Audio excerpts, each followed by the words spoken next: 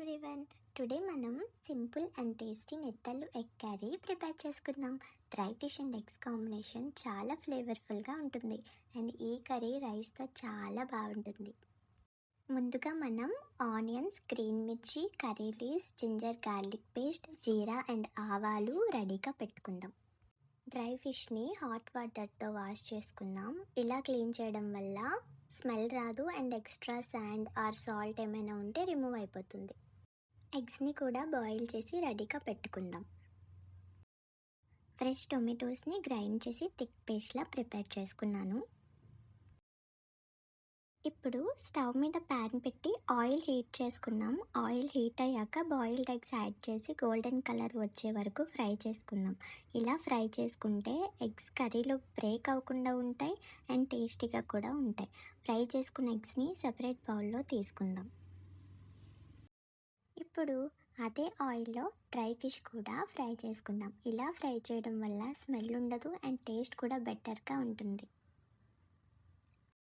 Same ప్యాన్లో కొంచెం oil add చేసి ముందుగా మనం కట్ చేసి పెట్టుకున్న ఆనియన్స్, గ్రీన్ మిర్చి, కర్రీ లీవ్స్ అండ్ జీరా, ఆవాలు ఫ్రై చేసుకుందాం గోల్డెన్ కలర్లోకి వచ్చే వరకు. ఇప్పుడు జింజర్ గార్లిక్ పేస్ట్ కూడా యాడ్ చేసుకొని పచ్చివాసన పోయే వరకు ఫ్రై చేసుకుందాం. ఇప్పుడు మనం ఫ్రెష్గా ప్రిపేర్ చేసి పెట్టుకున్న టొమాటో పేస్ట్ కూడా యాడ్ చేసి కుక్ చేసుకుందాం. ఈ పేస్ట్ నుండి ఆయిల్ సెపరేట్ అయ్యే వరకు మీడియం ఫ్లేమ్లో కుక్ చేసుకుందాం. ఇప్పుడు మనం స్పైసెస్ యాడ్ చేసుకుందాం. కొంచెం టర్మరిక్ పౌడర్, సాల్ట్, మిర్చి powder, garam masala and egg masala add చేసుకుందాం. ఎగ్ మసాలా యూజ్ చేయని వాళ్ళు చికెన్ మసాలా అయినా యూజ్ చేసుకోవచ్చు, ఆప్షనల్ అనమాట. ఈ మసాలాలు యాడ్ చేసుకున్నాక ఆయిల్ సెపరేట్ అయ్యే వరకు కుక్ చేసుకుందాం. ఇలా కుక్ చేస్తే కర్రీ చాలా టేస్టీగా ఉంటుంది. కొంచెం టామరిన్ పేస్ట్ కూడా యాడ్ చేసుకొని కలుపుకుందాం. ఇప్పుడు fried eggs and dry fish కూడా యాడ్ చేసి బాగా మిక్స్ చేసుకుందాం. మసాలా ఎగ్స్ అండ్ ఫిష్కి బాగా కోట్ అవ్వాలి. ఇప్పుడు కొంచెం వాటర్ యాడ్ చేసి మిక్స్ చేసి లిడ్తో క్లోజ్ చేసుకుందాం.